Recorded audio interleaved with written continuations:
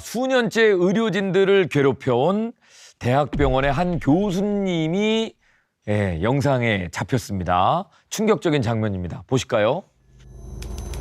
자, 어느 대학병원입니다. 지금 가운을 입고 계신 분이 재활의학과 교수님이고 검정색 옷을 입고 있는 분이 작업치료사인데요. 갑자기 작업치료사의 팔을 잡아당기는 모습이죠. 근데 이번엔 어깨도 잡고 등짝 스매싱.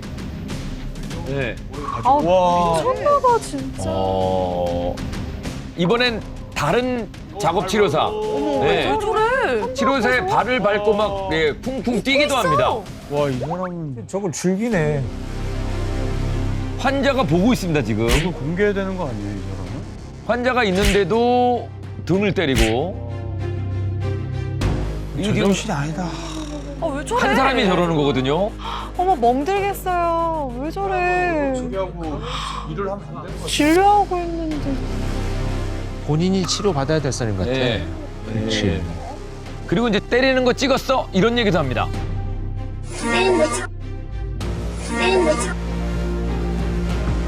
촬영이 됐는지 안 됐는지도 체크까지 해요. 오랜 시간 동안 작업치료사를 향한 지속된 폭행이 있었습니다. 저 사람 뭔가 되게 이중인격일 것 같다. 도대체 이 사람은 왜 이러는 걸까요? 정신병자. 정신병자. 대학병원 직원들을 대상으로 설문조사를 실시했는데 치료사분들이 저 갑질 의사에게 대한 폭로를 하면서 영상이 이제 공개가 된 겁니다. 야 이걸 수년째 이랬다고요? 환자 앞에서도 서슴없이 했는데 저 사람은 진짜 저 정도면 박탈을 해야 되는 거 아니에요? 본인이 아픈 사람 같은데? 와, 진짜 또 너무 심각하다, 사람. 네, 이게 밝혀진 거는요. 대학병원의 갑질 의사의 괴롭힘 신고가 접수되면서 조사가 시작을 됐는데요. 환자를 치료하고 있는 치료사를 환자가 보는 앞에서 폭행을 하는 건 아주 기본이었고요. 인격 모독이나 폭언 이런 것들로 갑질 괴롭힘을 지속해 왔는데 영상에서 보신 것처럼 오히려 뭐 숨겨야도 모자를 파네. 치료사에게 때리는 거 찍었냐라고 이렇게 묻기도 하는 아주 기괴한 행동들을 보였죠. 이게 이해가 안 되는. 이상한 이 사람은 진짜 공개해야 이게 환자들이 안 가릴 거 아니에요. 너무 제정신이 아닌 사람인데. 사람 살리는 의사분이. 근데 본인 주장에 따르면 이 피해 직원들이 환자를 치료하는 과정이 본인 마음에 너무 들지 않아서 제대로 치료를 해라라고 이렇게 훈계 차원이라는 얘기인가요? 훈계였다라는 것이 이제 자기 주장이고요. 치료사들과도 아주 가까운 친밀한 사이이기 때문에 이런 행동을 하는 것이 피해자인 치료사들이 그렇게 받아들였다라고 주장을 하는 겁니다. 일단 또 너무 말이 안 되는 게 그러면 치료가 끝나고 얘기를 해야지. 환자를 맞아, 치료를 맞아. 하고 100번 있는데 양보해서. 꼬집고 다리 잡고. 위험하지 않나요? 환자한테도 저렇게 하는데 때리면 막 이렇게 움직여질 수도 있고. 치료 중인 거잖아요. 그죠?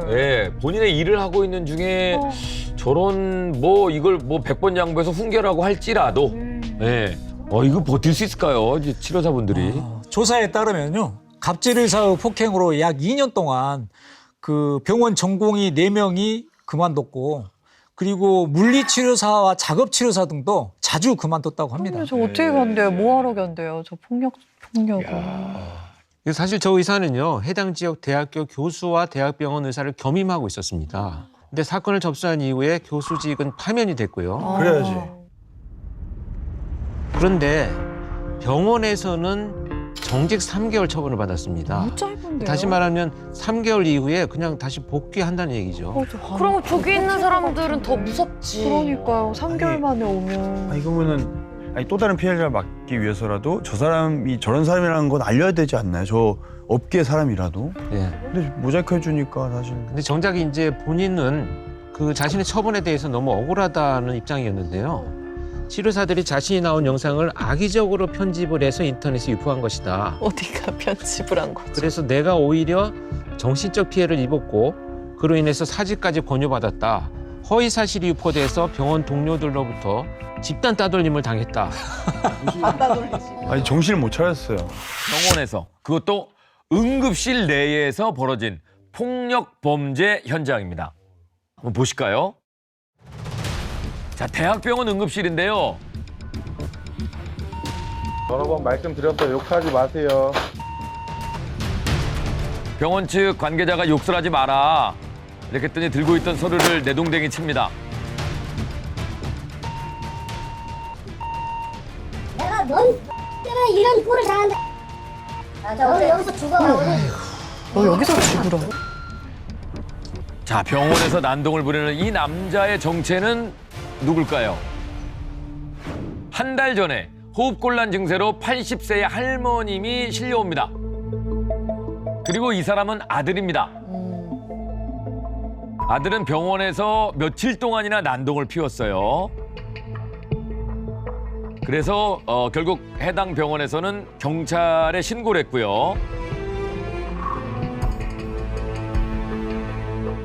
죽으래. 그런데 죽어지지도 않잖아요. 아들이 죽어래? 아유, 미치겠다. 학대한 게 자기 어머니를. 아유. 어머니를 향해서 폭언을 서슴지 않았던 아들이 잠시 후에 도착을 합니다. 자, 그리고 이제 경찰과 얘기를 나누고 있죠.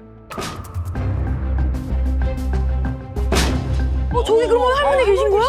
할머니가 지금 침대에 누워 있는데 무슨 저런. 아유. 침대를 발로 걷어찹니다. 죽으라고 내가 그랬어요. 나는 할 만큼 했어 이 양반한테. 어머니가 이러는 거예요 지금? 네. 죽으라고.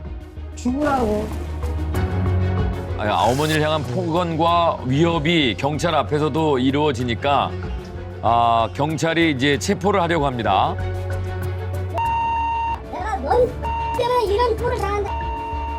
너 여기서 죽어. 오세요. 너라고 하네. 왜 저래. 예. 결국 이제 아들이 쫓겨나죠. 와, 몇 명이 온 거야?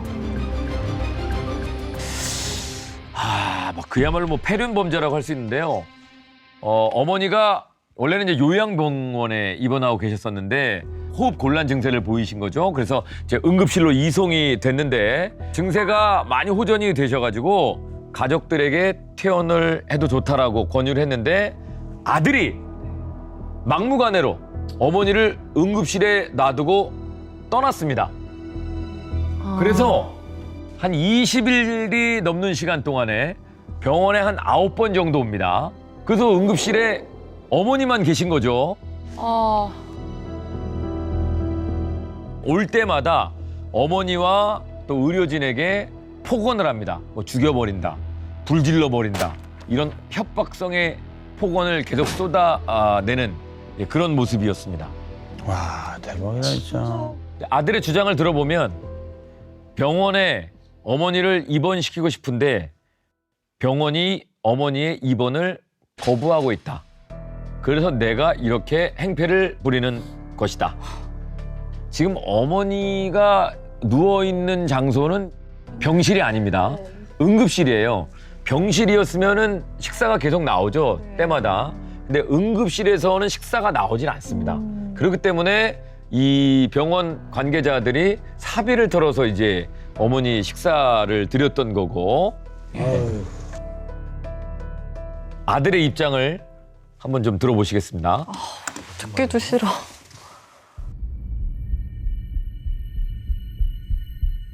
수액을 주로 주고 내 영양분 아마 줄걸요? 잘은 모르겠지만 계속 아예 안 먹으면 문제가 된다고 나한테 전과하려고 어떤 잘못을? 아, 그동안 어머니가 얼마나 힘들었을까 이 사람 때문에. 왜 저래 진짜. 일부러 그랬어요. 일부러. 왜냐면 그래 아마 사람들이 쳐다보고 관심을 갖게 되고 방해는 되겠지만 앞으로 본인들이 환자의 권리와 의무를 최대한 활용할 줄 알게 되고 소리야. 똑똑하게 만드는 중이에요. 뭔 소리를 저렇게. 아유. 지금 이 폭언과 폭행을 일삼은 아들, 놀라운 반전 사실이 있습니다. 아들이 명함을 갖고 있는데요. 그 명함에는 요양보호사 등의 다양한 이력과 함께 사회복지사 자격도 준비하고 있는 중이라고 적혀 있습니다.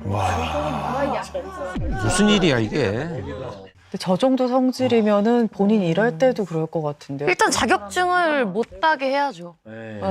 우선은 진위 여부부터 좀 확인을 해야 될 것 같은데 만약에 명함에 적힌 내용이 사실이라고 한다면 저 사람이 저런 행동을 하는 데에는 아마도 그런 요양보호사로서의 의료법에 관한 기본적인 지식이 작용하고 있지 않은가 의심을 할 수 있는 상황인 것 같아요. 지금 저 상황을 보면 우선 어머니가 요양보건에 계시다가 응급실에 오셨잖아요. 그런데 보호자의 동의가 없으면 퇴원할 수가 없습니다. 그러니까 자기가 보호자니까 계속 저렇게 난동 부리고 퇴원 못하게 함으로써 병원 측의 어머니를 완전히 떠넘기려고 하는. 그러니까 오히려 의료법을 아니까 그런 걸 이용했다. 그 다음에 이제 문제가 계시다가 이제 나중에 돌아가시거나 그러면 밀린 병원비가 있을 거 아닙니까? 그걸 안 내고 버티는 거죠. 그럼 병원 측에서 예를 들어 민사 소송을 할 수도 있겠지만 하다가 또 병원 이미지 안 좋아지고 이러면 손비차례 하는 경우도 좀 있거든요. 손비처리가 뭐예요? 그러니까 손해로 떠안는 거죠, 병원이.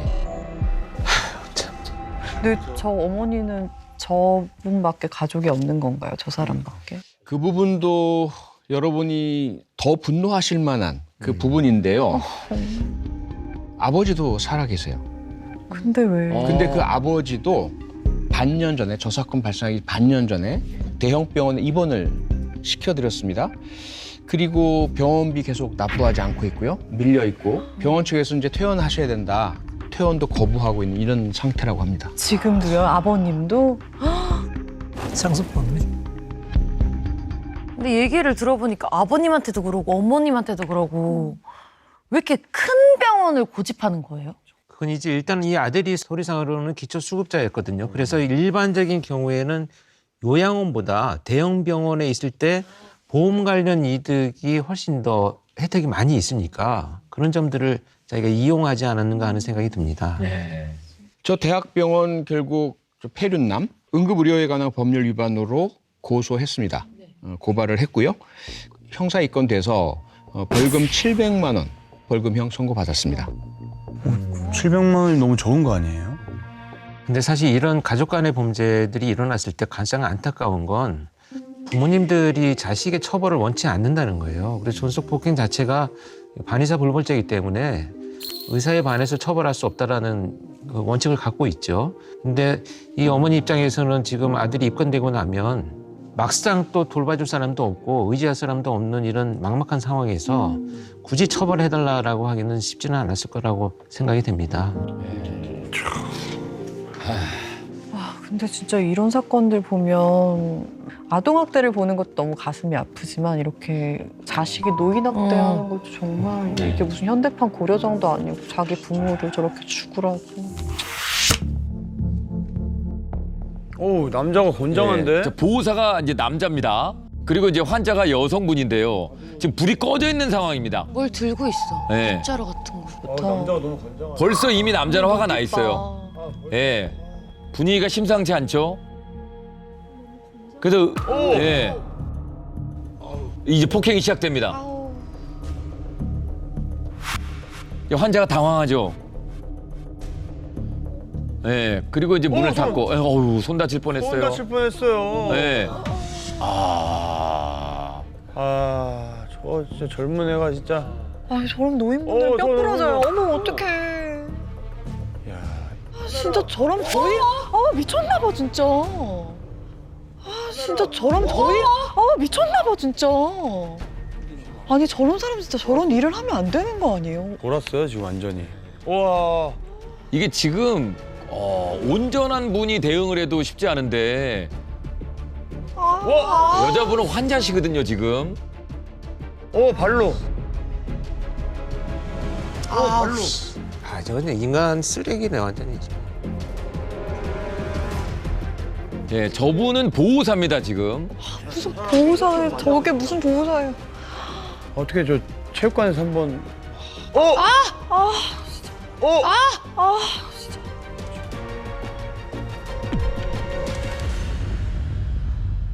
진짜 저러면 일을 하면 안 되는 거 아니에요, 저 사람은 진짜? 야, 저 사람. 아무도 누가 없어요? 와.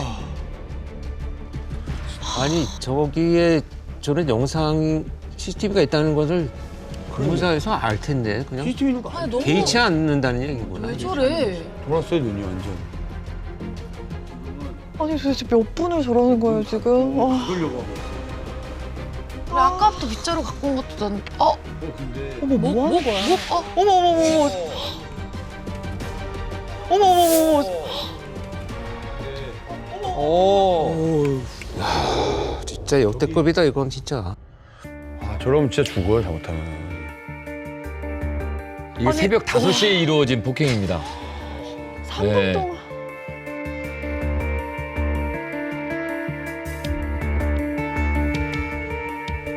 저기 들어가면 안 된다고 생각하는 것 같아요. 필사적으로 지금 안 들어가시려고 하는.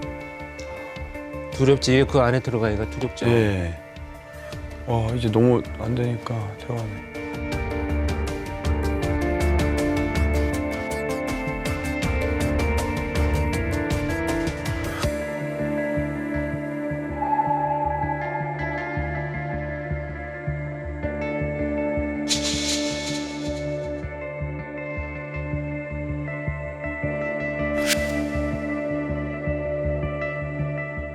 지금 이 사건은 이 환자분이 입원한 지 하루 만에 일어난 보호사의 폭행입니다. 하루 만에요? 아, 진짜. 사실 너무 화가 나고 일단 뭔가 요양원에 내 손으로 직접 부모님을 이렇게 입원시킨다는 것 자체도 되게 자책을 많이 하잖아요, 자식들이. 예. 믿고 맡겨. 근데 뭐 스트레스가 많으실 수도 있겠죠. 아니면 저분이랑 계속 어떤 트러블이 있었다 그래도 그나마 0.01%라도 조금이라도 이해할 만한데 처음 온 날이잖아요. 하루 만에, 이번 하루 만에. 와, 만약에 나의 어머니가 저런 폭행을 당했다라는 생각하면 이거는 뭐 가만히 있을 수가 없는. 저는 예, 그냥은 못 넘어가요. 저도요. 저는 이거는 뭐 죄송하지만 그냥은 못 넘어가요. 예. 폭행을 당한 피해자의 따님은 직장 일과 또 육아로 고심 끝에 이제 어머니가 지적 장애를 갖고 계시기 때문에 병원에 입원을 시켜드린 건데요. 다음 날에 딸이 어머니의 상태를 확인하기 위해 병원으로 전화를 했는데 병원에서 어머니가 보호사의 다리를 물었다. 언제 어디에? 예. 그리고 그 다리를 물고 그걸 떼내는 과정에서 어머니 얼굴에도 약간의 멍이 들었다. 뭐 이런 얘기를 병원 측으로부터 듣게 됩니다. 따님이 그 전화를 받고 병원을 찾아갑니다. 갑자기 병원의 원무과장이 말을 좀 달리합니다. CCTV를 보니까 보호사가 어머니를 폭행한 것 같다. 그래서 보호사에게 사직서를 받았다. 예, 그러니까 얘기가 좀 달라진 거죠. 뭐 저 사직서로 끝날 일이 그러니까 아니지. 사직서 했으니까 뭐 넘어가 달라는 거 뭐예요? 참 이게. 재판이 지금 진행이 되고 있죠. 일단 보호사는 이제 특수폭행 혐의로 불구속 기소가 됐습니다. 왜 불구속이에요? 이제 구속 불구속은요 사실 이제 죄가 있다 없다가 아니고 재판이 진행되는 과정에서 구속을 시키고 재판을 하느냐 불구속 상태 재판하느냐의 문제인데 제가 볼 때는 당연히 구속이 되어야 되는데도 불구하고 어떤 이유로 아마 불구속 수사를 하고 있는 것 같아요. 네. 근데 이제 검찰이 병원 측이 보호사에게 인권 교육을 이미 제공을 했고 CCTV 설치해서 보호사를 감시했다 이런 이유로 병원에는 혐의가 없다 이렇게 판단을 하고 개인의 일탈로만 지금 처벌을 하고 있는 것 같습니다.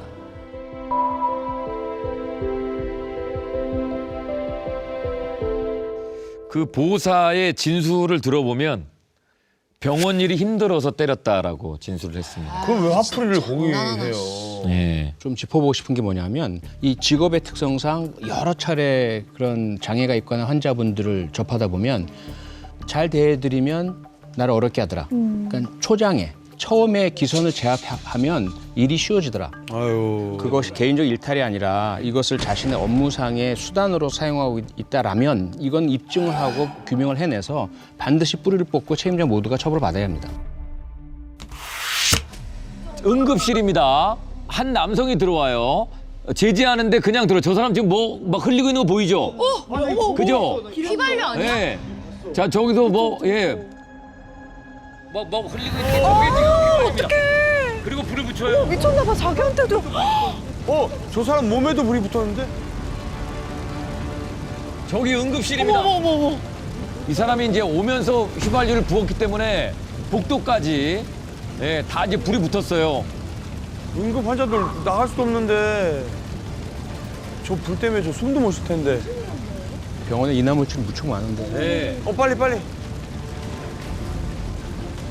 자, 그때 이제 소화기로 예, 진압을 하긴 하는데 안에 연기가. 예. 자, 그리고 그 시각 응급실 내부에서는 침착하게 예, 우리 저 간호사분들이 예, 이제 대피를 시킵니다. 의사분들과 함께. 일단은 화재를 1분 만에 바로 진압을 해요. 예. 요런 사건이 있었습니다. 아니, 이게- 병원은 환자들도 많고 응급실이면 진짜 1분 1초가 그렇게 응급한 사람들도 있는데 예. 저는 네. 아이가 아프니까 맞아, 자주 맞아, 가거든요. 지금 너무 저 무섭네요. 그 병원에서 이렇게 방화하면서 난동을 부린 남성은 부부싸움 중에 제초제를 마시고 쓰러진 아내를 데리고 응급실로 온 상황이었습니다. 부부싸움 하는데 제초제를 마신다는 건 제초제 마시면 거의 죽는다는 건데. 그러니까 아내가 제초제를 마시고 예. 자기가 데리고 왔다는 거잖아요. 그렇죠. 너무 앞뒤가 다른 게 부부싸움 지들이 해놓고. 맞아. 네. 지가 와이프랑 싸워놓고 왜 화를. 싸울 땐 언제고 지금. 심지어 휘발유까지 사가지고 그걸 줄줄줄줄 흘리면서. 예.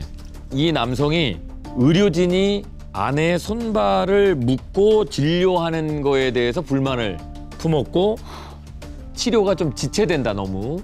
예, 거기에 대한 불만으로 술에 취해서 불을 내고 소란을 피운 겁니다.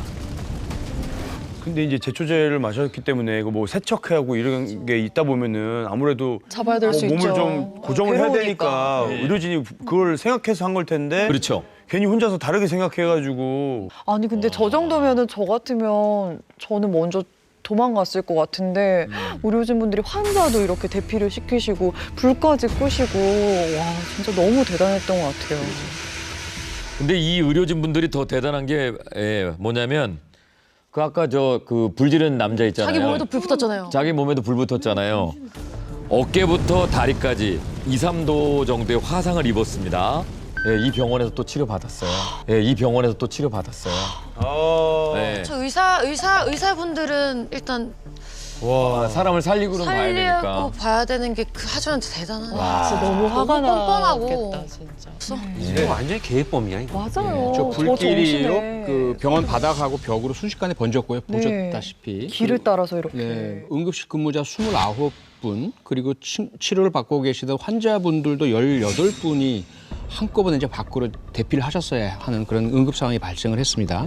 그래서 결국 11시간 동안 응급실 내 진료 행위가 전혀 이루어지지 못하는 중단 사태가 발생을 했습니다.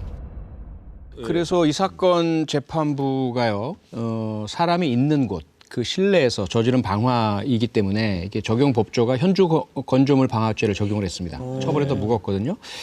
공공의 안전 그리고 평온에 대한 위험성이 크고 사람들의 생명과 신체 등의 심각한 위험을 초래할 수 있는 무거운 범죄다 해서 징역 4년형을 선고했습니다.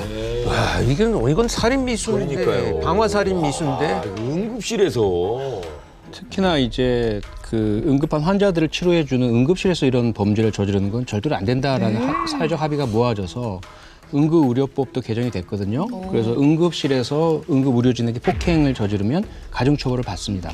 그럼에도 불구하고 가중처벌을 받아도 우리가 느끼는 형량은 너무 낮다는 판단이 들죠. 예. 저 정도면 살인미수인데. 여러 병원이 적발이 됩니다. 아 병원이 문제가 많은 병원들이 상당하다는 거죠. 다른 한 병원의 충격적인 내부 상황. 여러분 영상을 한번 보시겠습니다. 강남의 한 병원입니다.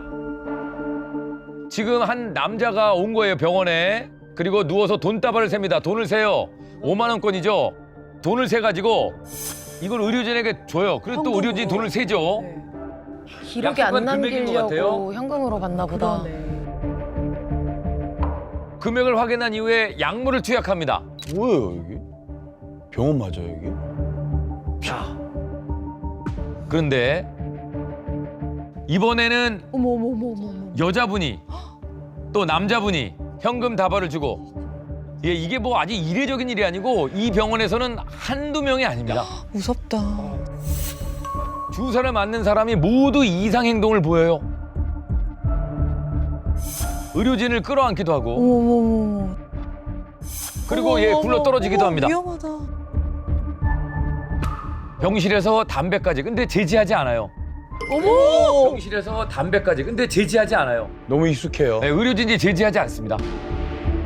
더 투약해달라며 싹싹 비는 사람도 있습니다. 같은 사람들이 아니에요. 다 다른 사람입니다. 마약 장사하는 병원이네. 이 병원에서 도대체 무슨 일이 일어나고 있는 걸까요, 여러분? 그건 말이 돼요, 저게.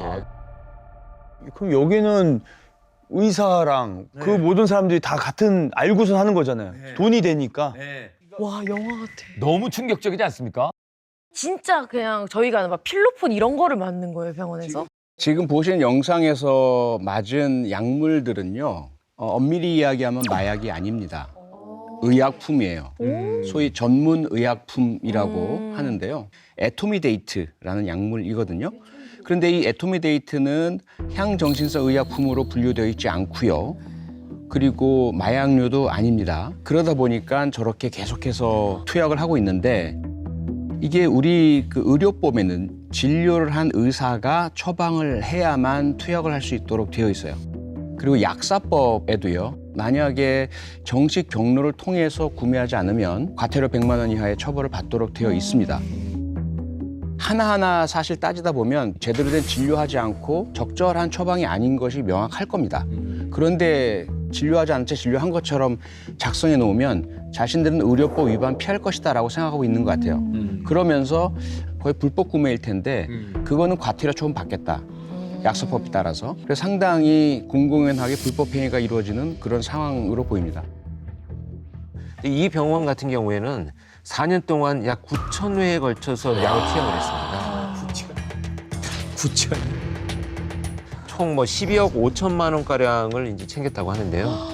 와. 이 의사는 이제 약사법, 그다음에 보건범죄단속법 위반 혐의로 검찰에 송치가 됐습니다. 아니, 이렇게 되면 의사 면허 뭐 이런 거 취소되고 해야죠. 그러면 저게 의사예요?